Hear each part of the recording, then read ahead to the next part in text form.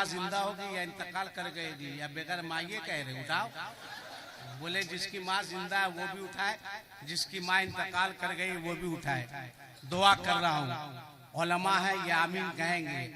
परवरदिगार आलम, जिन लोगों के वालिदैन बाहयात हैं उनकी उम्रों में बरकतें अता फरमा। मौला, जिन लोगों के वालिदैन दुनिया से रुखसत हो चुके हैं उन तमाम लोगों की मग़फ़िरत फरमा। अब हाथ नीचे कीजिए। अब जो हजरात पीछे बैठे हैं उनको उनकी माँ के दूध के एक एक कतरे का वास्ता है कि थोड़ा सा आगे आ जाओ। देखो इतना बड़ा वास्ता मैंने दिया है, माँ के दूध के कतरे का वास्ता दिया है, इससे बड़ा वास्ता कुछ नहीं हो सकता। चलो जय, थोड़ा सा आगे बढ़ो, माँ के दूध के कतरे का वास्ता है। हाँ आगे बढ़ो। माशाल्लाह, ये देखिए माँ का वफादार बेटा है। माशाल्लाह कितना अच्छा मजमा है, बड़े अच्छे लोग हैं। जलसा बड़ी मेहनत के बाद होता है। बैठ जाओ आराम से। हिंदुस्तान का दो मशहूर, खामोश रहो भाई, दो मशहूर शोरे आफाक नाद गो शायर,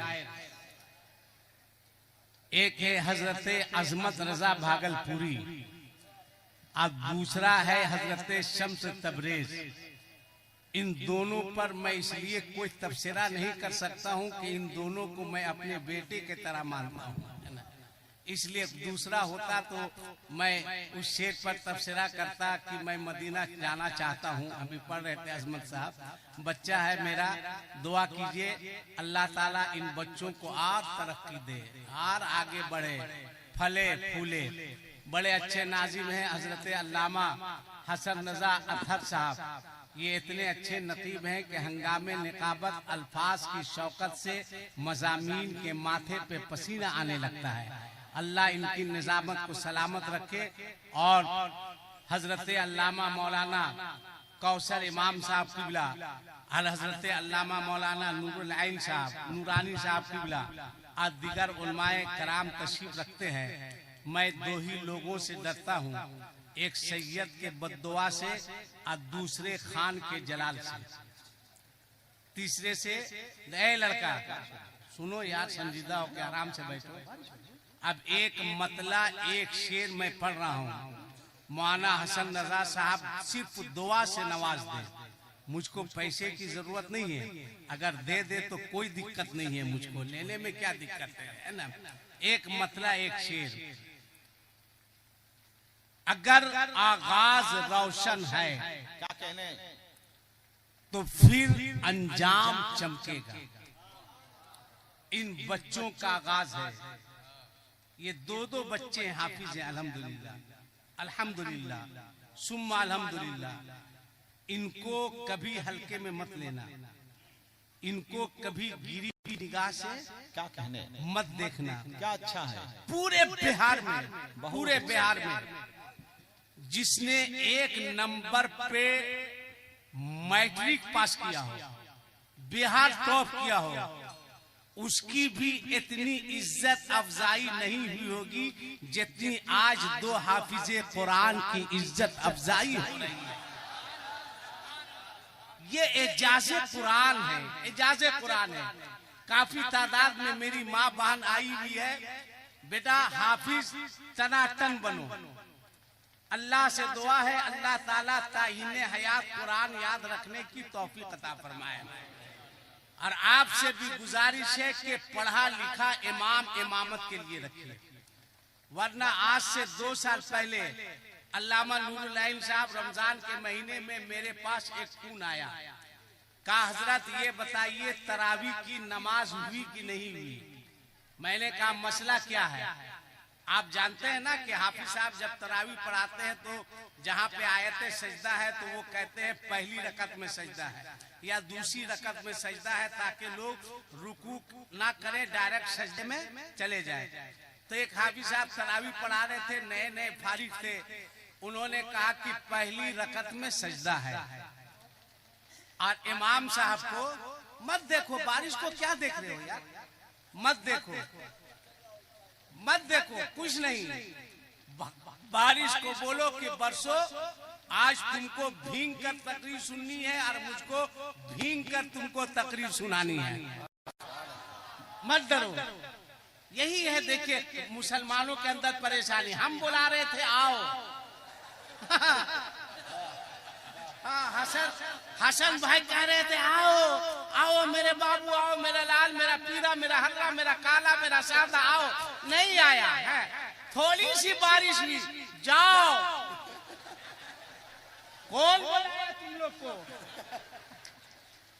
चंद हादसों को देखकर हैरान हो, चंद हादसों को देखकर हैरान क्यों हुए?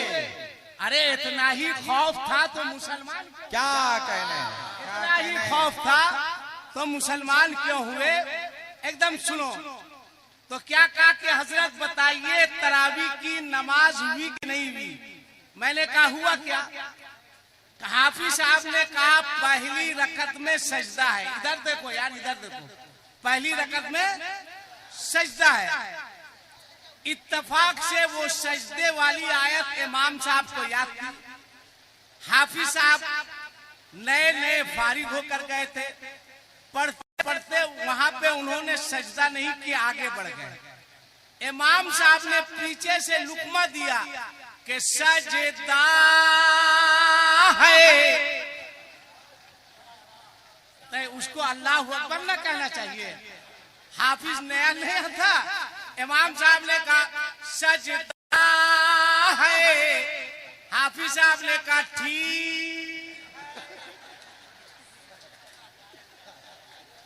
ये तो हो रहा है रे भाई आजकल, है ना? इसलिए अच्छा हाफिज बनो। आप एक शेर सुनो, गर आगाज रोशन है तो फिर अंजाम चमकेगा। बोलो बोलो बोलो सुभान अल्लाह। अभी मैंने कहा ना कि रिस्क का मालिक दुनियादार नहीं है, मेरा परवरदिगार है। टर्की में बहुत पहले जलजला आया था, तो रेस्क्यू की टीम ने दूरबीन से देखा कि एक बच्चा जो है वो 6-7 साल का मलबे के नीचे दबा हुआ है। हल्ला हो गया कि 6-7 साल का बच्चा 2-3 दिन से मलबे में दबा हुआ है। कोशिश की गई उसको निकालने की, भीड़ लग गई। कोई हाथ में फ्रूट लेके खड़ा है, कोई हाथ में ड्राई फ्रूट लेके खड़ा है, कोई बिस्किट लेके खड़ा है, कोई केक लेके खड़ा है, कोई दूध लेके खड़ा है, कोई पानी लेके खड़ा है, कोई शरबत लेके खड़ा है। जब उस बच्चे को निकाला गया मलबे से, 6-7 साल का बच्चा था, कई दिन से मलबे में दबा हुआ था। कोई केक पेश कर रहा है, कोई फ्रूट पेश कर रहा है, कोई ड्राई फ्रूट पेश कर रहा है। बच्चे ने हैरत से कहा मैं समझ नहीं पा रहा हूँ कि इस कदर आप लोग खाने पीने की चीज मुझको पेश कर रहे हैं। कहा ए बाबू, तुम 3 दिन से मलबे के अंदर दबे हुए थे, तुम भूखे भी होगे, तुम प्यासे भी होगे। इतना सुनने के बाद बच्चे के आंख में आंसू आ गए, रोने लगा। कहा रो क्यों रहे हो? कहा किसने तुमसे कह दिया कि मैं भूखा हूँ? किसने तुमसे कह दिया कि मैं प्यासा हूँ? कहा क्या मतलब? कहा रब्बे काबा की कसम, जब जब खाने का वक्त होता, सफेद लिबास में मलबूस एक बुजुर्ग आते और मेरे सामने खाना रखकर वापस चले जाते। मैं जमीन के नीचे था, मगर एक वक्त भी मैं भूखा नहीं रहा हूँ, मैं प्यासा नहीं रहा हूँ। सोचो मेरा परवरदिगार कितना बड़ा करीम है, कितना बड़ा रहीम है। अब मेरी माओ, मेरी बहनों, मेरी बेटियों, तुम भी सुनो। आप भी अपने घर घर तक पैगाम पहुंचाएं, अपने घर घर तक इस पैगाम को आम करें। जरूरत है पर्दे में रहने की, जरूरत है पर्दे में रहने की। हैरत होगी, मौलाना हसन साहब एक जलसे में जा रहे थे, मैंने देखा एक बूढ़ी औरत को जिसकी उम्र 65 साल थी, अब बुढ़िया एंड्रॉइड मोबाइल रखी हुई थी, ठीक से देख नहीं पा रही थी एंड्रॉइड मोबाइल। मैंने कहा चाची ये एंड्रॉइड मोबाइल किस लिए रखते हैं? कहा मौलाना साहब इसमें बिग बॉस देखते। 65 साल की उम्र, कहाँ आप ले जा रहे हैं समाज को? कहाँ ले जा रहे हैं आप मुआशरे को? आपको जानते हैं, हंसिए मत, हंसिए मत। आपको आज दुनिया कितनी गिरी हुई निगाह से देख रही है, आपको पता है?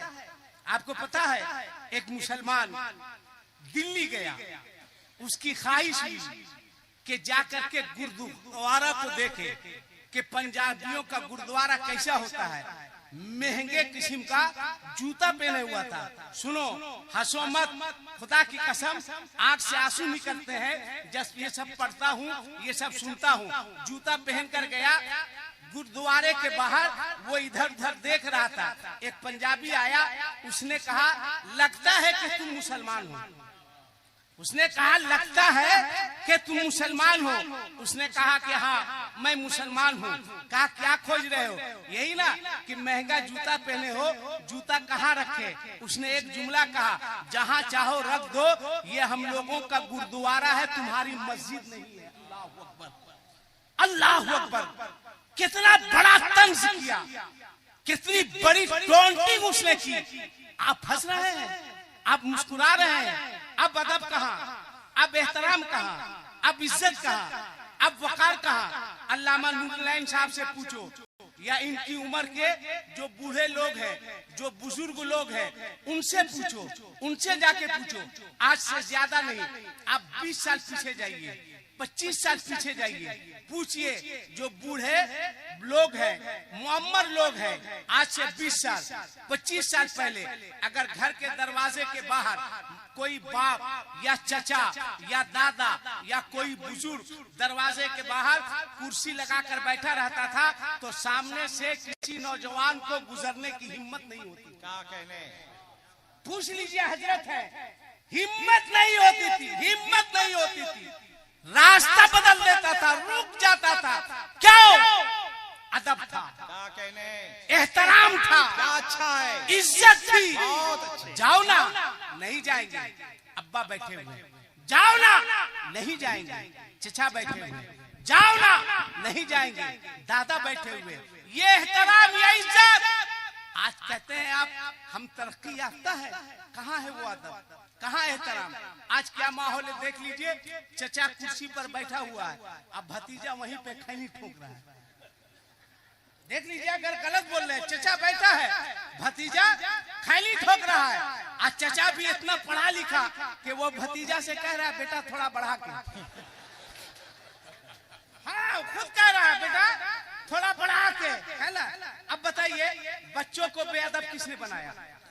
हंसिए मत। बच्चों को बदतमीज किसने बनाया? आप कहते हैं आगे बढ़ो, मैं कहता हूँ आगे नहीं, पीछे हटो। क्या कहने? आगे नहीं, पीछे हटो। आज हमने दुनिया के सामने अपना इस्लाम पेश किया है। मेरे जुमले पे गौर कीजिएगा। आज दुनिया के सामने हमने अपना इस्लाम पेश किया है। हमने दुनिया के सामने गरीब नवाज वाला इस्लाम नहीं पेश किया है। हमने दुनिया के सामने गौसे आजम वाला इस्लाम पेश नहीं किया है। आज हमने दुनिया के सामने अपना इस्लाम पेश किया है। ए मुसलमान, आगे बढ़ो, सोचो, समझने की फिक्र लाओ। मैं नहीं कहता कि बच्चों को डॉक्टर नहीं बनाओ, मैं नहीं कहता इंजीनियर नहीं बनाओ, मैं नहीं कहता फलासफा नहीं बनाओ। मैं एयरपोर्ट पे था, सुनो कितनी खुशी होती है। लाइन लगा हुआ था, मुझको फ्लाइट से लखनऊ जाना था। लाइन में खड़ा था, अचानक एक नौजवान लड़का जिसकी उम्र 30 से 35 साल होगी, सादे रंग का शर्ट पट पहने हुआ था, हाथ में अटैची थी, टाई लगाए हुआ था।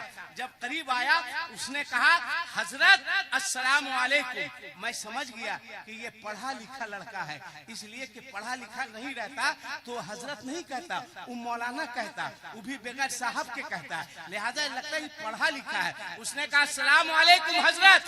मैंने कहा वालेकुम सलाम। उसने हाथ बढ़ाया, मैंने हाथ मिलाया। हजरत कहाँ जाएंगे? मैंने कहा लखनऊ जाऊंगा। कहा किस फ्लाइट से जाएंगे? मैंने कहा फला फ्लाइट से। कहा तशरीफ लाइए, उस फ्लाइट का पायलट मैं ही हूँ, वो जहाज उड़ाकर मैं ले जाऊंगा।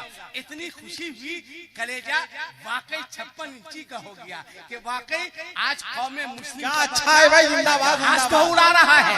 आज हमारा बच्चा जहाज तो उड़ा रहा है, आज हमारा बच्चा तरक्की तो कर रहा है। एक बच्चा वो है जो हवाई जहाज उड़ा रहा है, एक बच्चा वो है जो प्लेन चला रहा है, एक बच्चा वो है जो हेलीकॉप्टर चला रहा है, और एक बच्चा वो है जो ससुर से पैसा लेकर के अपने बारात में हिजड़ों को नचवा रहा है, और हिजड़ों को नचवाने के साथ नाम मर्दों की तरह डांस करवा रहा है, और लड़की के बाप में के पैसे में आग लगा रहा है। हंसो मत, सोचो तुम कहां जा रहे हो। किसने कहा तुमको 200 लोगों को बारात ले जाने के लिए? किसने कहा तुमको नाजायज काम में पैसा खर्च करने के लिए? किसने तुमको कहा? किसने इजाजत दी कि पटाखा फोड़ो, लड़की के बाप के पैसे में आग लगाओ, डीजे बजाओ? अरे बंद कर दो। 200 लोगों को लेकर के बारात नहीं जाओ, डीजे मत बजाओ, पटाखा मत फोड़ो। 5-10 लोगों के साथ मस्जिद मदरसा में निकाह करो, और इन तमाम चीजों का पैसा बचाकर अपने बच्चों की तालीम पर खर्च करो। बच्चों को डॉक्टर बनाओ, इंजीनियर बनाओ, प्रोफेसर बनाओ, साइंसदान बनाओ, हाफिज बनाओ, कारी बनाओ, आलिम बनाओ, मुफ्ती बनाओ। क्या अच्छा पैगाम है। नारे तकबीर, नारे रिसालत, दारुल हबीबिया मुजफ्फरनगर। आपसे अगर कोई पूछ देगा क्या अच्छा पैगाम है, इस्लाम क्या है, अब तो मैं कहता हूं जलसा में, ऐ लोगों दूरी मत बनाओ, दूरी मत बनाओ, मत बनाओ। तुम्हारा दोस्त हिंदू हो, सिख हो, ईसाई हो, उससे दूरी मत बनाओ। कॉलेज में पढ़ते हो, स्कूल में पढ़ते हो, यूनिवर्सिटी में पढ़ते हो, ट्यूशन पढ़ते हो, उसको अपने करीब बुलाओ, करीब बुलाओ, दूर मत करो, करीब बुलाओ, करीब बुलाओ। उसे बुरा भला मत कहो, चूंकि मेरा कुरान कहता है वला तसुब्बुल लजीना यदऊना मिन दूनिल्लाह फयसुब्बुल्लाह अदवम बगैर इल्म। करीब करो उसे, कहो दोस्त काहे मुझसे नफरत करते हो, काहे मुझसे नफरत करते हो, काहे मुझसे अलग होते हो? करीब करो, करीब करो। उससे पहले एक बात बताए, ये दो बच्चे हाफिज़े कुरान है, सिर्फ बिस्मिल्लाह की फजीलत सुनो, सिर्फ बिस्मिल्लाह की बरकत देखो। इसी हिंदुस्तान की सरजमी पर हो सकता है आपने सुना होगा, एक जैनब नाम की लड़की बच्ची गुजरी है, जिसकी आदत थी सो के उठती तो बिस्मिल्लाह पढ़ती, पानी पीने से पहले बिस्मिल्लाह पढ़ती, खाने से पहले बिस्मिल्लाह पढ़ती, घर से पाँव निकालती बिस्मिल्लाह पढ़ती, घर में पाँव रखती बिस्मिल्लाह पढ़ती, किताब खोलती तो पहले बिस्मिल्लाह पढ़ती, उसके बाद किताब पढ़ती। उसकी दोस्ती एक गैर मुस्लिमा लड़की के साथ थी। उसने कहा, ए ज़ैनब मैं देखती हूँ तू घर से निकलती है तो कुछ पढ़ती है, घर में दाखिल होती है तो कुछ पढ़ती है, तू खाने से पहले पढ़ती है, तू सोने से पहले पढ़ती है, तू पढ़ने से पहले पढ़ती है, क्या पढ़ती है? उसने कहा मैं बिस्मिल्लाह पढ़ती हूँ। कहा बिस्मिल्लाह से फायदा क्या है? कहा फायदा अगर जानना चाहती हो तो तू भी बिस्मिल्लाह पढ़ना शुरू कर दे, तू भी बिस्मिल्लाह की तिलावत शुरू कर दे। कहा फायदा होगा? कहा फायदा होगा। उसने बच्ची को रटा दिया। अब बच्ची गई, इधर वाली नहीं थी, इधर वाली थी, घर गई, माँ से कहा पानी दो, माँ पानी दी, वो हाथ में पानी लेती है और कहती है बिस्मिल्लाहिर्रहमानिर्रहीम, पानी पीती है। बुढ़िया का कान खड़ा हो गया कि क्या कर रही है यहाँ पे, बर्दाश्त की, खाना लगा, खाना खाने से पहले बिस्मिल्लाह पढ़ी, सोने लगी, सोने से पहले बिस्मिल्लाह। उसने अपने शौहर से कहा, अरे तुमको कुछ मालूम है जी? कहा क्या हुआ? कहा बेटी गड़बड़ा गई। कहा क्या गड़बड़ा गई? कहा इधर वाले के साथ रह के उधरे जा रही है, इसका ट्रांसफर हो रहा है। कहा क्या हुआ? कहा बिस्मिल्लाह पढ़ती है। कहा अच्छा ठीक है। बाप ने रात में कहा तू बिस्मिल्लाह पढ़ती है? कहा हाँ। कहा छोड़ दो। कहा नहीं छोड़ सकती। कहा छोड़ दो। कहा नहीं छोड़ सकती। कहा छोड़ दो। कहा नहीं छोड़ सकती। कहा मारूंगा। कहा मरना गवारा है मगर बिस्मिल्लाह छोड़ना गवारा नहीं है। कहा के घर से निकाल दूंगा। कहा तेरा घर छोड़ना गवारा है मगर बिस्मिल्लाह छोड़ना गवारा नहीं है। बाप माँ के यहाँ रही, बिस्मिल्लाह नहीं छोड़ी, जवान हुई, उसका रिश्ता खोजा गया, शादी हो गई, बारात गई, ससुराल गई, कदम रखा, कहा बिस्मिल्लाहिर्रहमानिर्रहीम। सास ने सुना। ऐसे भी एक बात जानिए, सास का कान बहू के लिए 24 घंटा खड़ा रहता है। बहू क्या कर रही है ना, एकदम सास देखते रहती है, बहू किधर जा रही है। सास ने कहा रे क्या पढ़ रही है? सोची सुनने में गलती हुई होगी। नाश्ता का वक्त हुआ, कहा बहू खा लो। बहू खाई, बिस्मिल्लाहिर्रहमानिर्रहीम। सास की सास ऊपर नीचे, ऊपर नीचे गई अपने शौहर के पास। कहा जी रिश्ता किस घर में की है? इधर वाला में कि इधर वाला में? कहा कह रहे इधर वाला में की है। कहा नहीं इधर वाली आ गई है। कहा कैसे आ गई है? कहा हर काम में बिस्मिल्लाह पढ़ती है। शादी की पहली रात है, शौहर से मुलाकात है, शौहर से मुलाकात है। शौहर ने पानी दिया, हाथ में पानी लेती है, पहले बिस्मिल्लाह पढ़ती है, उसके बाद पानी पीती है। शौहर देखता रह गया, हैरत में रह गया कि ये मामला क्या है, ये कर क्या रही है। शुभ हुई तो माँ ने कहा हे बाबू तुमको कुछ पता है? बोला क्या? कहा तुम्हारी बेबी गड़बड़ा गई है। बोला कैसे गड़बड़ा गई है? अभी शादी को 1 हफ्ता भी नहीं हुआ है और गड़बड़ाना शुरू कैसे हो गया? ये सास में उनका ड्रामा है। कहा नहीं बेटा बिस्मिल्लाह पढ़ती है। कहा मैंने भी सुना है। माँ टेंशन मत लो, हम छोड़ा देंगे। शादी के कई हफ्ते के बाद जब वो अपनी बीवी से कहा सुनने में आया है तुम हर काम से पहले बिस्मिल्लाह पढ़ती हो, ये हमारा मजहब नहीं है, ये हमारा दीन नहीं है, ये हमारा मजहब इसकी इजाजत नहीं देता। कहा मैं बिस्मिल्लाह नहीं छोड़ सकती। मेरे बाप ने भी कहा था, बाप के कहने पर मैं नहीं छोड़ी। माँ ने कहा था, माँ के कहने पर नहीं छोड़ी। बेतहाशा इसने मारना शुरू किया अपनी बीवी को। इतना मारा, इतना मारा, इतना मारा, बेहोश हो गई। बेहोश होने के बाद जब बेहोशी के आलम में है, आधी बेहोशी के आलम में है, थोड़ा सा अब पहले पढ़ती है बिस्मिल्लाहिर्रहमानिर्रहीम। बिस्मिल्लाह पढ़ने के बाद वो पानी पीती है। शौहर के होश उड़ गए। शुभ हुई, उसने कहा माँ अगर इजाजत दो तो इसको इसके बाप के घर पहुंचा देते हैं, अगर इजाजत दो तो इसको छोड़ देते हैं। मैं मारा मगर पीटा मगर ये बिस्मिल्लाह नहीं छोड़ती है। माँ ने कहा ए बेटा ना ना ऐसी गलती मत करना, बाप के घर मत पहुंचाना। कहा है? कहा जितना माल लिए हैं उससे डबल वापस करना पड़ेगा, लिहाजा ये सब छोड़ दो। कहा कैसे? कहा हम इसको सुधार देंगे, हम संभाल देंगे। कहा कैसे? कहा टेंशन मत लो। मियाँ बीवी ने मशवरा किया। उस जमाने में ऐसी गलती मत करना, बाप के घर मत पहुंचाना। कहा है? कहा जितना माल लिए हैं उससे डबल वापस करना पड़ेगा, लिहाजा ये सब छोड़ दो। कहा कैसे? कहा हम इसको सुधार देंगे, हम संभाल देंगे। कहा कैसे? कहा टेंशन मत लो। मियाँ बीवी ने मशवरा किया। उस जमाने में है ना, उस जमाने में अभी भी आपके जमाने में भी वो क्या बोलता है, टोकरी उकरी में जो छत पे ऐसे टांग के रखते हैं उसको क्या बोलते हैं? शिखर। खाने वाला नहीं, हाँ जो लड़का लोग 5 रुपया में खाता है, बड़ा हसाब है ना, नहीं शिखर। उसमें अचार रहता था, अचार रहता था। बुढ़िया ने प्रोग्राम बनाया। क्या प्रोग्राम बनाया? सपेरे के यहाँ गई। कहा सपेरा एक काम करना है। कहा क्या काम करना है बोलो। कहा जो पैसा लेगा देंगे मगर काम होना चाहिए। कहा क्या काम करना है? कहा मेरे घर में जो शेखर है उसमें अचार है, अचार निकाल के तुमको उसमें सांप डाल देना है। कहा ठीक है। है। सपेरा आया, अचार निकाल लिया, अचार निकालने के बाद उसने उसमें सांप डाल दिया। अब खाने का वक्त हुआ, खाने के लिए शौहर भी बैठा, सास भी बैठी, ससुर भी बैठा। अब देखिए यहाँ से ड्रामा शुरू होता।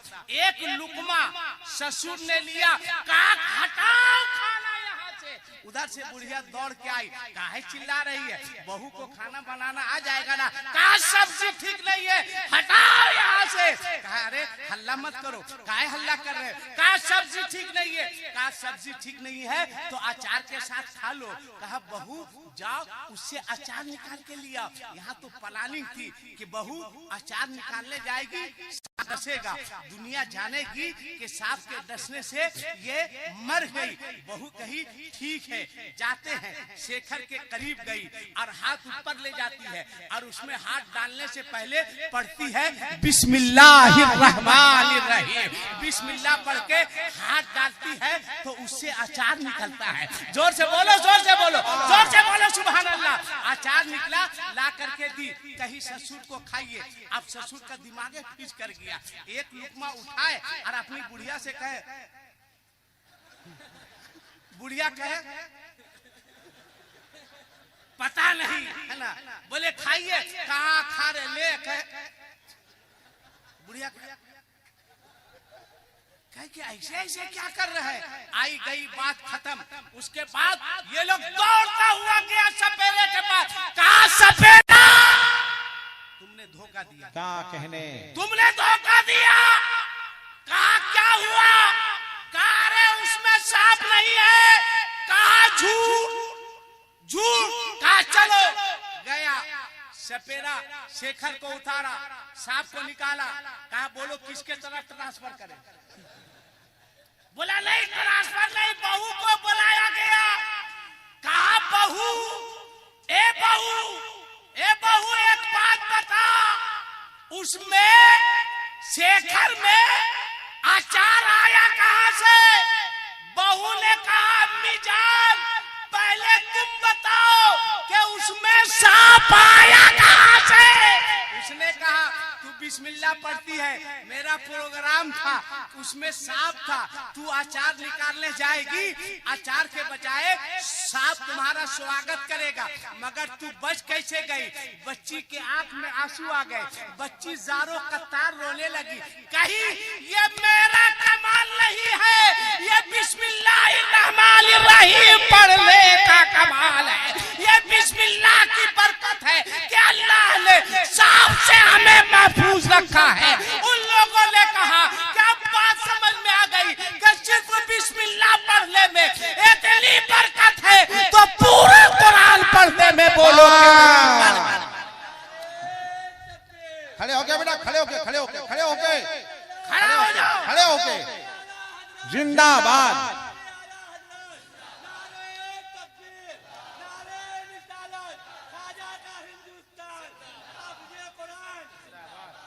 अब बोलो बिस्मिल्लाह की फजीलत समझ में आई कि नहीं आई। कितने लोगों को आई, हाथ उठा के बताओ। माशाअल्लाह हजरत फरमा रहे हैं सबको बिस्मिल्लाह की फजीलत समझ में आ गई। अब हजरत के कदमों का बोसा लेकर के अब तुमको पैगाम देना चाह रहे हैं। बोलो आज के बाद खाने से पहले क्या पढ़ोगे। जोर से बोलो क्या पढ़ोगे। कौन बोलता है जलसों से फायदा नहीं होता है। कौन बोलता है जलसों से फायदा नहीं होता है। मैं कहता हूँ जो काम 40 दिन के चिल्ले में नहीं होता है वो सुन्नियों के एक रात के जलसे में हो जाया करता है। तो खाने से पहले क्या पढ़ना है। जोर से बोलो। पीने से पहले क्या पढ़ना है। सोने से पहले क्या पढ़ना है। जागने से पहले क्या पढ़ना है। झूठ बोलने से पहले क्या पढ़ना है।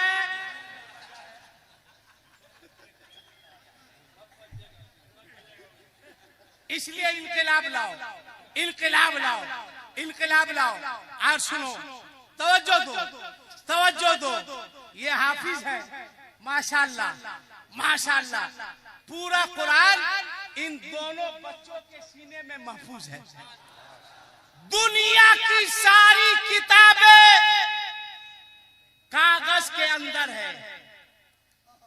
दुनिया की सारी किताबें कागज के अंदर है और कुरान वो किताब है जो हाफिज़े कुरान के सीने के अंदर है।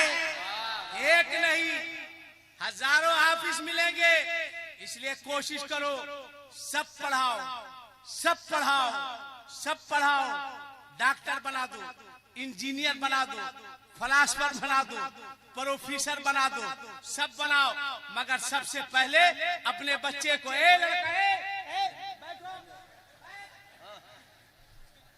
क्या समझा कि मौलाना हसन रजा खड़े हैं, 26 साल से मदरसे का मोहतमिम है, 26 साल से। इसलिए बैठो, इधर देखो बेटा, इधर कहां जा रहे बेटा? तुम्हारे बाप को तुमसे काफी उम्मीद है कि मेरा बेटा जवान होकर के लड़की के बाप से पल्सर लेकर के आएगा। काफी उम्मीद है कि मेरा बेटा जवान होकर के लड़की के बाप से खेत बेचवा करके 3 लाख रुपया लेकर के आएगा। काफी उम्मीद है ना? आज जो आप ठंडा ठंडा फ्रिज का पानी पीते हैं, अजीब कसम खुदा की इस कौम का हाल है। पूछिए, सुनो, पूछिए कि बेटे की शादी क्यों नहीं करते हैं? कहेगा नूरानी साहब कुछ कमाने के लायक हो जाए तब ना शादी करेंगे, यही जवाब देता है। कुछ कमाने लगे तब 5 साल के बाद शादी किया।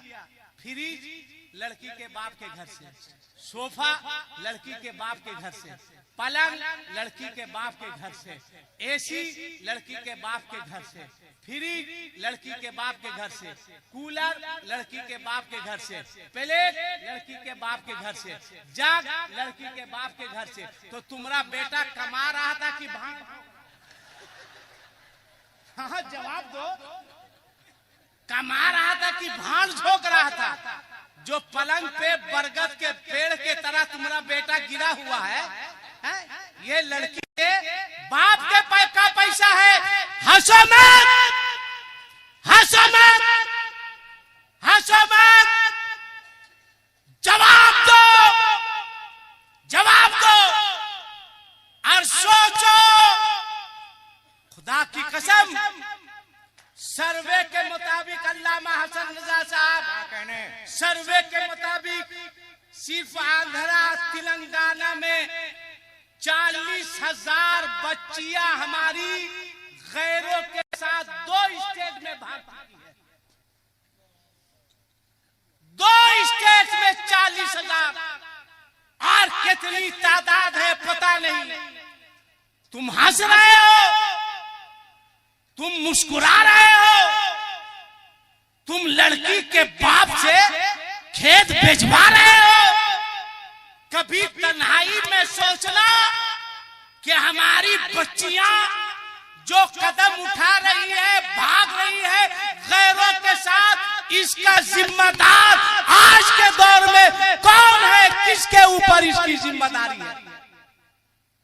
मैं हर जलसे में अब ऐलान कर रहा हूं, अल्लाहु अकबर। तकरीर नहीं सुनो, सिर्फ अब कोशिश करो कि माशरे में इनकलाब पैदा हो। बहुत अच्छे। कब होगा इनकलाब पैदा? कब? जब एक एक करके हमारी बच्चियां चली जाएगी, भाग जाएगी, तब। कहां हो नौजवान? मैं तुमसे पूछ रहा हूं, किधर हो? मेरी बातों के तरफ मेरी जानी तवज्जो दो। ये मेरी तहरीक है, उसको उठाओ। वो कौन सो रहा है? उठ के बैठो आराम से। ज्यादा नींद आ रही है तो कब्रिस्तान में ट्राई मारो, बगली में कोई नहीं जाएगा तुमको उठाने के लिए। अभी रमजान का महीना शुरू होने वाला है, 11 महीना ठीक रहेगा। रमजान का जैसे महीना शुरू होगा, कैसे है? क्या करें हजरत, रोजा नहीं रख पाते हजरत, क्या हुआ? का गैस्ट्रिक की बीमारी हजरत, पेट फूल जाता है। अरे बेवकूफ, तुम लोगों का कब से फूलने लगा? हमको हैरत है रे भाई। अगर फूलता है तो ईद के बाद इसका रिजल्ट क्यों नहीं मिलता है? गैस्ट्रिक की बीमारी रमजान में, और उसके बाद 29 रमजान को आएगा अल्लामा कौसर इमाम साहब के पास, अल्लामा नूरुल इमाम साहब के, नूरुल आइन साहब के पास। हजरत कोई खबर? हाँ बात पूछिए, गलत नहीं बोल रहे। कोई खबर? क्या खबर? चांद की कोई खबर? मुझसे भी पूछा था कि चांद की कोई खबर? हम बोले नहीं।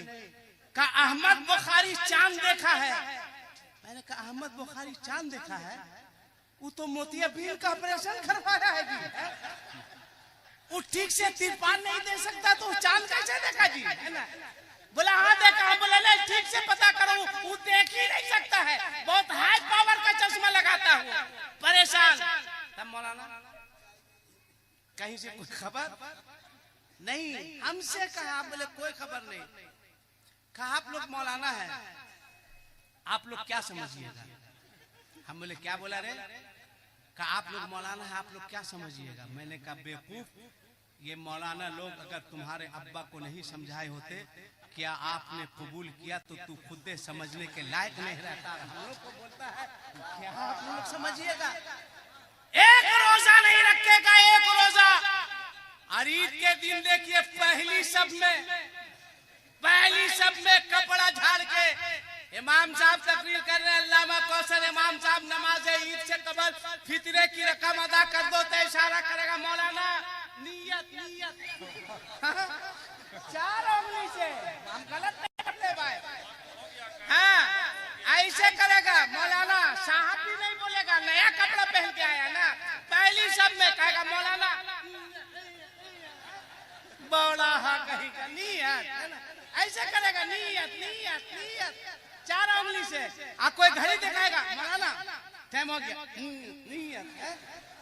इमाम साहब भी कह दिया अल्लाह अकबर कह के ऐसे हाथ बांधो, ऐसे छोड़ो, ऐसे मारो, ऐसे करो, ऐसे करो, वैसे करो। तुम क्या करोगे? कभी तौफीक हुई कि आकर के अल्लामा नूरुल आइन साहब की जूतियां सीधी करके क्या कहने वाह वाह। कभी तौफीक हुई अल्लामा कौसर साहब की बारगाह में हाथ जो करके बैठे और रोजा नमाज के मसाइल को जाने ना बता दिए? क्या खाक सीखोगे? ईद में मैंने देखा है ईद की नमाज में गए थे नमाज पढ़ के ईदगाह देखने के लिए। यही सब हम देखते हैं आजकल। नमाज खड़ी हुई, इमाम साहब ने कहा अल्लाहू अकबर, तो क्या करेगा? हाथ ले जाएगा अल्लाह अकबर, ऐसे ले जाएगा और ऐसे लाएगा, उसका ऐसे करेगा। दाएं बाएं देखेगा कि लोग कर क्या रहा, बांध रहा कि छोड़ रहा। आप गौर से देखिएगा, एकदम यहाँ तक ठीक लाएगा और तुरंत नहीं बांधेगा, यहाँ तक लाके धीरे धीरे नीचे करेगा और ऐसे करेगा। अगर कोई बेवकूफ छोड़ देगा तो यह बहुत अफसोस आता है। तुमको नमाज ईद की नियत तक याद नहीं है, मुसलमान कहलाते हो। मैं कहता हूं सुनो,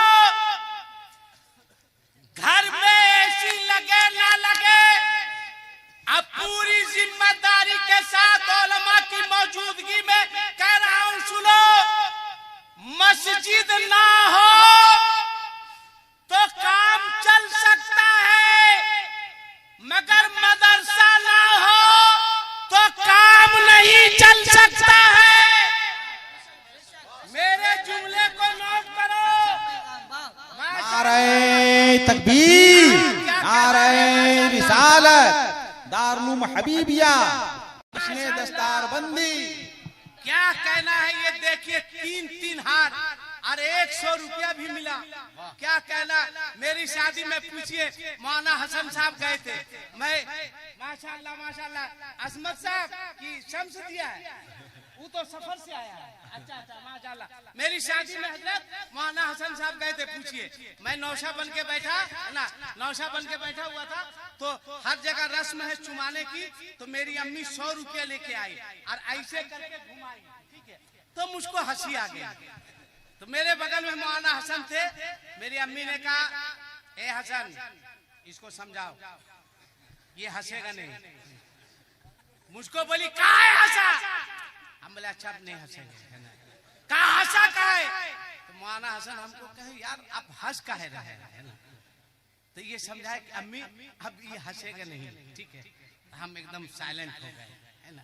हम तो टेंशन में थे ना कि अब मुस्तकिल मुसीबत मेरे गले लगने वाली है, इसलिए सोचे आज वक्त में जो हंसना है हंस लो, है ना।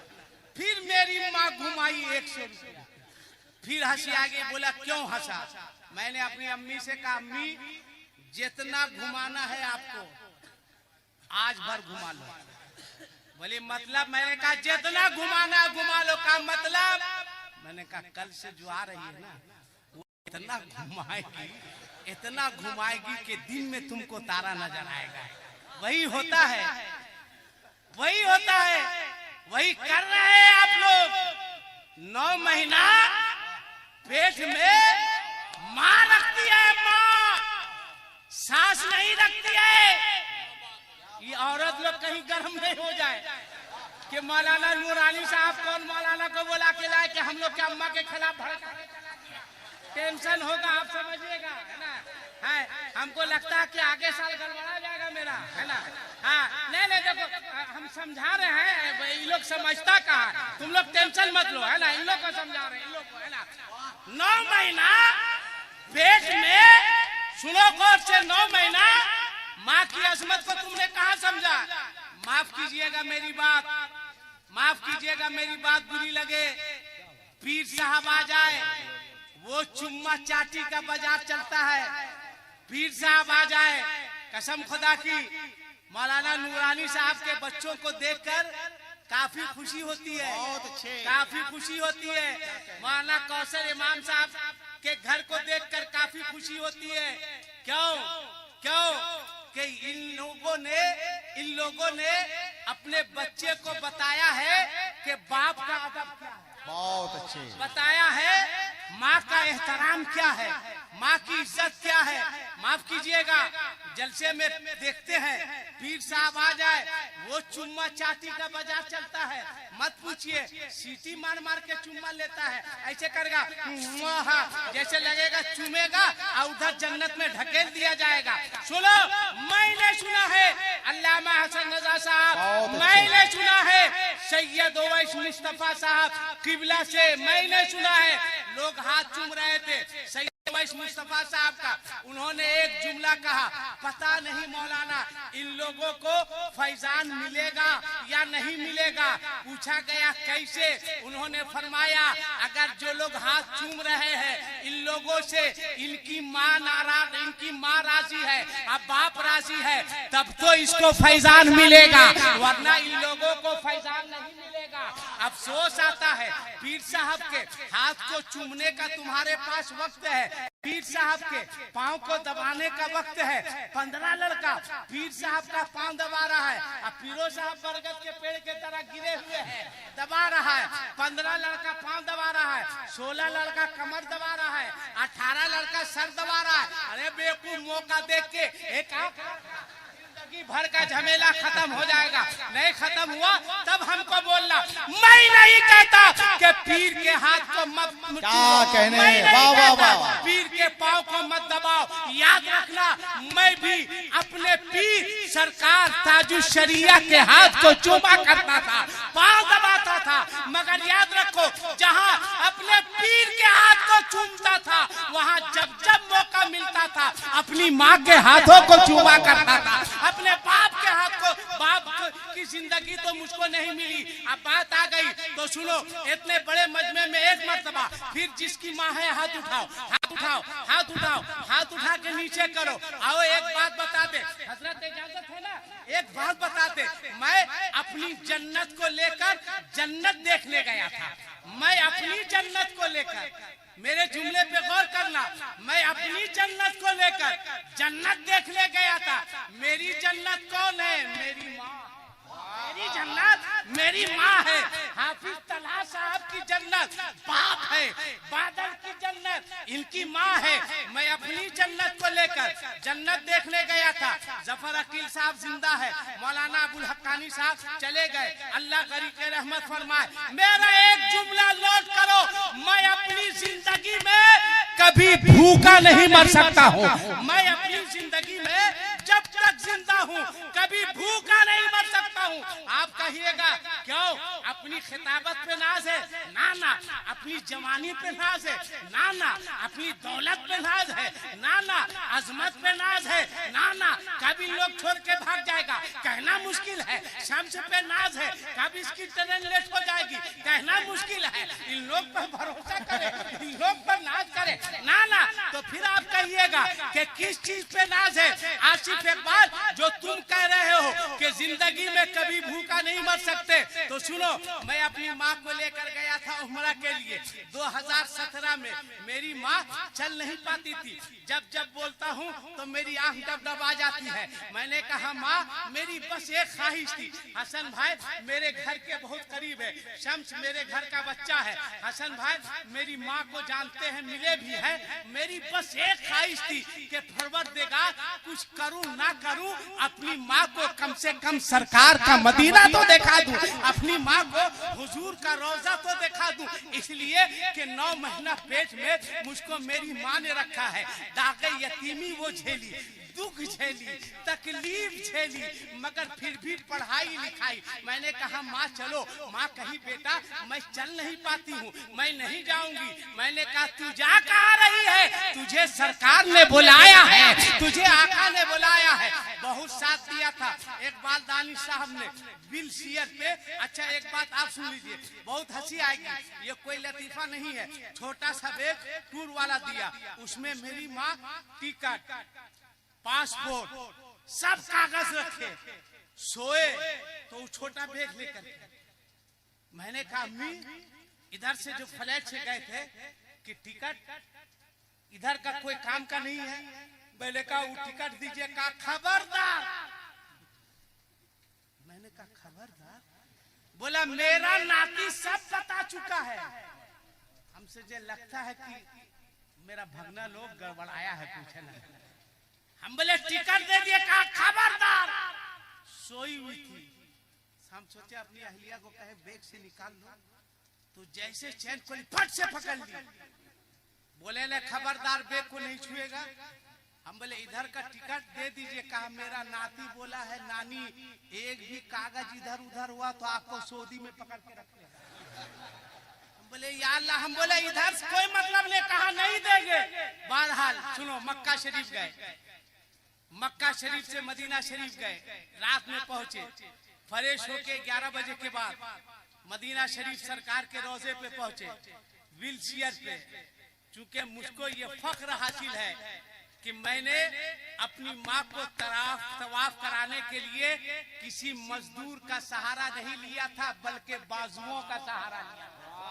बाजू का सहारा लिया था। 2 सवाब, एक तवाफ का सवाब अल्लाह दे रहा था और एक माँ को व्हील चेयर पे तवाफ कराने का अल्लाह सवाब अता फरमाता। 2 सवाब। बहरहाल मैं चला गया।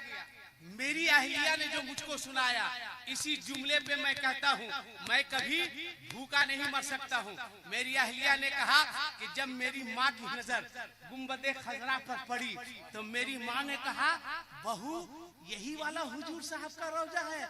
मेरी अहलिया कही हाँ अम्मी। कहा बहू यही वाला जिसको फोटो में देखते थे? कहे हाँ। कहा कि हम सोचे नहीं थे बहू कि जिसको फोटो में देखेंगे आकर के उसको अपनी आंखों से भी हम देख सकते हैं। मेरी माँ ये सरकार का गुंबद है, सरकार के गुंबद के नीचे मेरी माँ है और मेरी अहलिया है। मेरी माँ के आंख से आंसू निकले कि हुजूर साहब का गुंबद जिसको फोटो में देखते थे, तब मेरी माँ वहाँ पे हाथ उठाकर दुआ करती है गुंबदे खजरा के सामने, गुंबदे रसूल के नीचे कि परवरदिगार मेरा बेटा मुझको ला करके हुजूर साहब का गुंबद दिखाया है। मैं हुजूर साहब के गुंबद के सामने दुआ करती हूँ कि मेरे बेटे की जिंदगी में कभी भी रोटी पर नमक की कमी नहीं होने देना। जब से मैंने अपनी माँ से सुना है, खुदा की कसम इतना मस्त रहता हूँ, इतना मस्त रहता हूँ, इतना मस्त रहता हूँ। तुमको पता है माँ की दुआ का क्या असर है? आज कहते हो हुजूर दुआ कर दीजिए, आओ माँ की दुआ का असर देखो। मखदूमे बिहारी जिनका मजार राजस्थान में है, कहाँ है? जोर से बोलो। हाँ, मखदूमे बिहारी राजस्थान में है रे बेवकूफ लोग। कहाँ है जो तुम लोग, हमको समझ में नहीं आता है। कहाँ खड़ा कर दिया रे भाई। जब हम बिहारी बोल रहे हैं तो बिहार राजस्थान में है। अरे इतना समझाने के बाद दिमाग उमाग है कि नहीं जो तुम लोग का? डायरेक्ट बोल दे, इसीलिए एनआरसी होना बहुत जरूरी है। मखदूमे बिहारी को राजस्थान भेजा है तुम लोग है?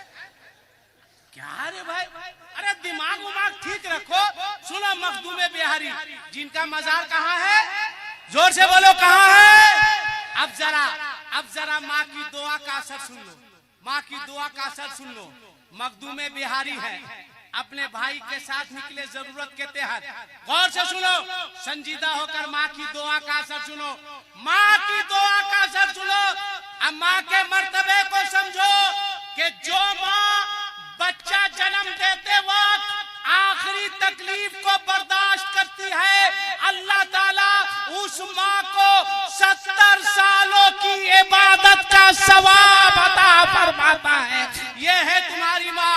अब माँ की दुआ का असर देख लो, माँ की दुआ में कितना असर है। मखदूमे बिहारी निकले हैं, बारिश हुई, आंधी आई, घर वापिस नहीं आए। माँ ने पूछा शरफुद्दीन कहाँ है? कहा कि ए अम्मी, बारिश हुई, आंधी आई, मखदूमे बिहारी अलग हो गए। अब माँ अपने ममता के आंचल को उठाती है, उठा के दुआ करती है, ए मौला मेरा शरफुद्दीन, ए मौला मेरा बेटा मुझसे अलग हो गया है, ए मौला मेरा बेटा मुझसे बिछड़ गया है। मौला जब जब बारिश हो, जब जब आंधी आए, जब जब तूफान आए, जब जब पत्थर बरसे, मेरे ममता के आंचल को मेरे बेटे के सर पर साया बना देना, ताकि बारिश से भी महफूज रहे, पानी से भी महफूज रहे, आंधी से भी महफूज रहे, बर्फबारी से महफूज रहे। माँ दुआ कर दी। उधर मखदूमे बिहारी हक अल्लाह, हक अल्लाह, हक अल्लाह यादे इलाही में मसरूफ थे। माँ ने फिर ममता के आंचल को उठाया,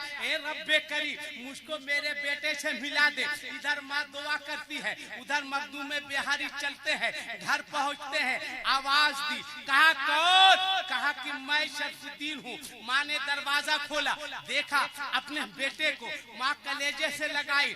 उसके बाद माँ कभी आसमान को देखती है, कभी मखदूमे बिहारी के सर के बाल को देखती है। माँ कभी आसमान को देखती है, कभी मखदूमे बिहारी के कपड़े को देखती है। माँ कभी आसमान को देखती है, कभी मखदूमे बिहारी के जिस्म को देखती है। गौर से सुनना, मखदूमे बिहारी ने कहा, ए माँ बात समझ में नहीं आ रही है। कभी तू आसमान को देखती है, कभी मेरे सर के बाल को छूती है, कभी आसमान को देखती है, कभी मेरा कपड़ा देखती है। कहती है ए बेटा देख तो, बता तो, मेरी आंख खता तो नहीं कर रही है। कहा क्या है माँ? कहा कि मैं देख रही हूँ बारिश हो रही है, मैं देख रही हूँ पत्थर गिर रहा है, क्या सही है? मखदूमे बिहारी ने कहा हाँ हाँ माँ बारिश हो रही है। ए बेटा पत्थर भी गिर रहा है। कहा माँ पत्थर भी गिर रहा है। कहा तू कैसे आया? कहा मैं आसमान के शामियाने में आया। माँ ने कहा ए बेटा जब बारिश होती है, जब पत्थर गिरता है, कोई आसमान के साये में आता है तो उसके जिस्म भींगते हैं, उसके बाल भींगते हैं। बारिश हो रही है, तेरा बाल सूखा है, बारिश हो रही है, तेरा जिस्म सूखा है, बारिश हो रही है, तेरा कपड़ा सूखा है। मखदूमे बिहारी के आंख में आंसू आ गए। कहा माँ वो दिन याद कर जब मैं तुझसे पिछड़ा था, तू हाथ उठाकर दुआ की थी, मौला जब जब आंधी आए, जब जब तूफान आए, जब जब बारिश हो, मेरे ममता के आंचल को मेरे बेटे के सर पर साया बना देना। माँ जब जब बारिश भी है, मैंने तेरे ममता के आंचल को अपने सर पर मौजूद पाया है। ए माँ तेरे ममता के आंचल को मौजूद पाया है, तेरे ममता के आंचल ने पत्थर से भी बचाया है, अब बारिश से भी मेरी हिफाजत। कोशिश करो।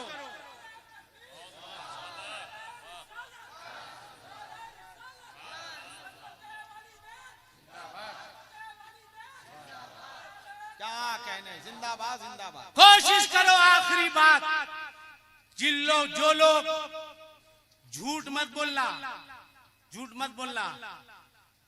इतने बड़े मजमे में कितने लोग हैं जो रात में सोने से पहले अपने बाप का पांव दबाकर सोते हैं, हाथ उठा के बताओ। झूठ मत बोलना, गलत हाथ उठाएगा तो सुबह तक उठ जाएगा। माशाल्लाह, ये 4-5 लोग चलो बाप का पांव नहीं दबाते हैं, तो इतने बड़े मजमे में कितने लोग हैं जो रात में सोने से पहले अपने माँ के पांव को दबाकर सोते हैं? हाथ उठाओ। माशाल्लाह, बैठ जाओ। 5-7 लोग। अफसोस होता है, कभी कभी सही दबाते हैं ना। अच्छा चलो, कभी कभी पे हम आते हैं। कितने लोग हैं जो अपने बाप का पांव दबाकर कभी कभी सोते हैं? हाथ उठाओ। अफसोस आता है, हाथ नीचे करो। अफसोस आता है, खुदा की कसम।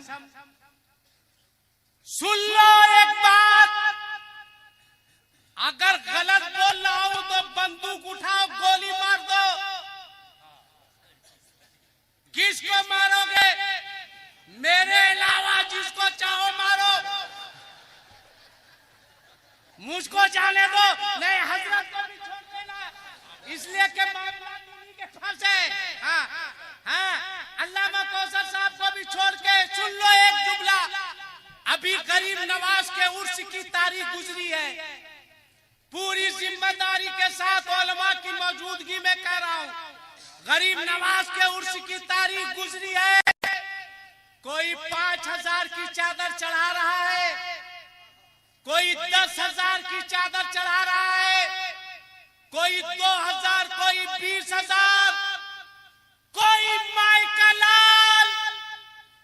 ये नहीं कह सकता कि 10,000, 20,000, 5,000, 2,000 की चादर चढ़ा देने से गरीब नवाज खुश हो जाएंगे। कोई नहीं कह सकता।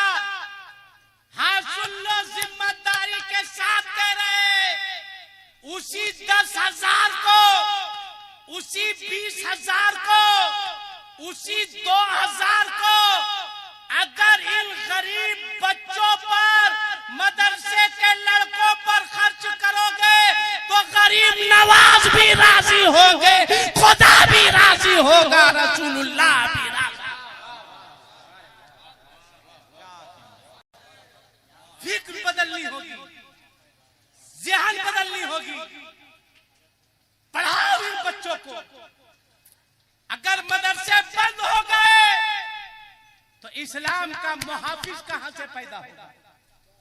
अरे याद रखना, ये मदरसे के पढ़ने वालों का एहसान है जिसने भारत को आजाद करवाया।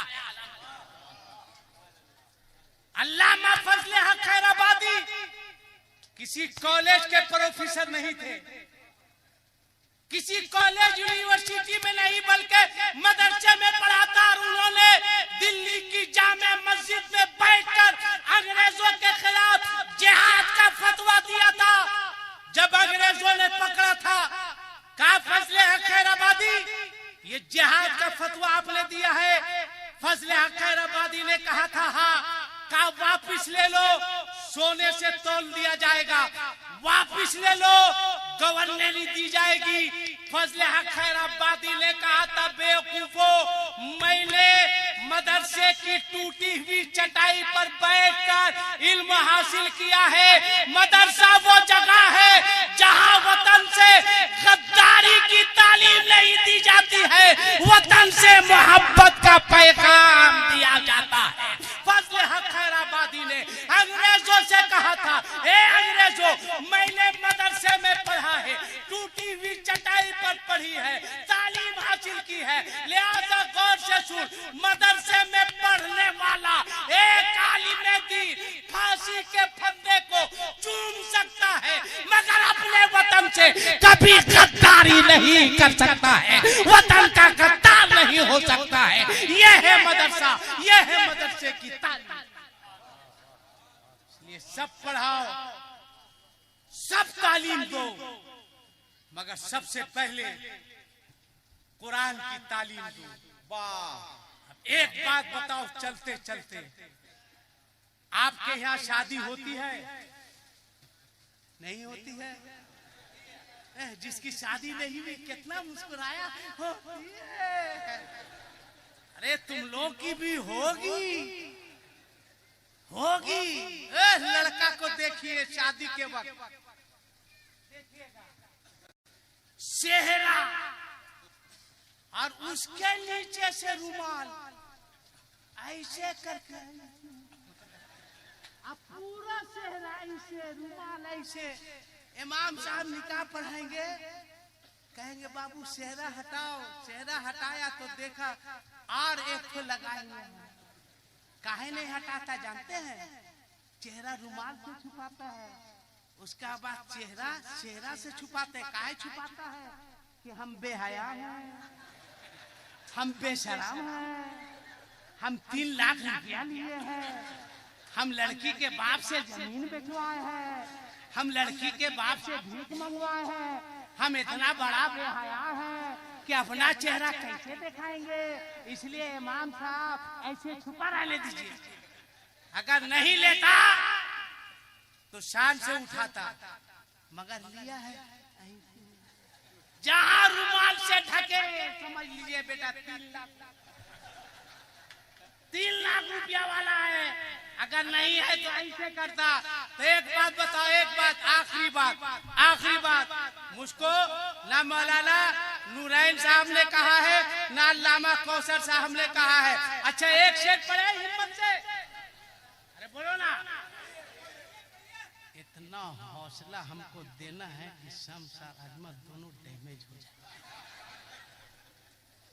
एकदम इन लोगों को थोड़ा सा हौसला तोड़ो तो बहुत इन लोगों को उपद्रव कर रहा है, बहुत जमा रहा है। एकदम हमरे लिए नहीं, खाली इन लोगों को थोड़ा सा। अभी शबे मेराज की तारीख गुजरी है, जिसमें सरकार मेराज में तशरीफ ले गए। एक जलसे से मैं अल्लामा कौसर साहब आ रहा था, मैं 2 नंबर प्लेटफार्म पे था। कुछ लोग खिसकते आए, मैं समझ गया कि 6-7 आदमी मेरे ही पास आ रहा है, आ कुछ पूछेगा तो हम मटिया दिया। ठीक है, वो लोग आया, एक तो कहा अरे रात में यही मौलाना था, सब सुन रहे थे। उसने कहा मौलाना मटियाए हुए थे। दूसरा कहा मौलाना, तीसरा कहा लगता है मौलाना सो गया है। अरे बेवकूफ, सोए हुए को जगाया जा सकता है, मटियाए हुए को किसी का बाप भी नहीं जगा सकता है। मैं सोया हुआ कहा था, मैं तो मटियाया हुआ था। फिर उसने कहा मौलाना, जोर से कहा मौलाना। मैं उठा, मैंने कहा साहब तुम्हारा बाप बोलेगा। इतना देर से मौलाना मौलाना बोला, लगाओ साहब। चूंकि डांटे इसलिए ताकि ये अपना सवाल भूल जाए। ठीक है, उसने कहा मौलाना साहब। हम बोले बोलो। रात में आप ही तकरीर कर रहे थे? मैंने कहा मैं कर रहा था। का एक सवाल करना है, जवाब दीजिएगा। मैंने कहा पूछो। अल्लाह ताला ने तुम्ही लोगों के लिए हमको दुनिया में भेजा है। का आपका अकीदा है कि नबी को इल्मे गैब है? मैंने कहा अकीदा ही नहीं, इस बात पर मेरा ईमान है। याद रखिएगा, किसी बात पे अकीदा और है या किसी बात पे ईमान और है। मैंने कहा कुरान पढ़ो। उसने कहा, आपने कहा नबी मेराज में तशरीफ ले गए। मैंने कहा कुरान में है, सुब्हानल्लज़ी असरा बिअब्दिही लैलन मिनल मस्जिदिल हराम। उसने फिर कहा मौलाना साहब आपने कहा नबी को इल्म गैब है। मैंने कहा हाँ है, इसलिए कि कुरान में अल्लाह फरमाता है वअल्लमका मा लम तकुन तअलम व काना फज़लुल्लाहि अलैका अज़ीमा। दूसरी जगह रब फरमाता है वमा हुवा अलल गैबि बिज़नीन। अब उसने पलट के कहा एक बात बताइए, अगर नबी को इल्म गैब है। मैंने कहा क्या? का नबी जब मेराज में तशरीफ ले गए तो हजरत जिब्राइल ने दूध का प्याला पेश किया, शराब का प्याला पेश किया। मैंने कहा मुस्तफा जाने रहमत ने दूध का प्याला लिया। मैंने कहा आधा पिया और आधा छोड़ दिया। मैंने कहा कहना क्या चाहते हो? आधा पिया और आधा छोड़ दिया। तब हजरत जिब्राइल ने अर्ज किया, या रसूल अल्लाह, अगर आप मुकम्मल दूध को पी जाते तो अल्लाह ताला आपकी सारी उम्मत को माफ फरमा देता। अगर नबी को इल्म गैब है, उसने कहा अगर नबी को इल्म गैब है तो मुस्तफा पूरा दूध पी जाते, आधा पिया आधा छोड़ दिया। मैंने कहा बेवकूफ, इसी का नाम तो इल्म गैब है। इसी का नाम इल्म गैब है। कैसे? मैंने कहा फिर बोलो। जिब्राइल ने अर्ज किया, या रसूल अल्लाह, अगर आप पूरे दूध को पी जाते तो अल्लाह ताला आपकी सारी उम्मत की मगफिरत फरमा देता। मुस्तफा ने आधा पिया आधा छोड़ दिया। अगर इल्म गैब होता तो मुस्तफा पूरा पी जाते। मैंने कहा बेवकूफ, इसी का नाम इल्म गैब है। क्या मतलब? मैंने कहा मतलब ये है कि मुस्तफा ने सुन्नियों का हिस्सा पी लिया था, तुम लोगों का हिस्सा छोड़ दिया। इसी को इल्म गैब है मुस्तफा।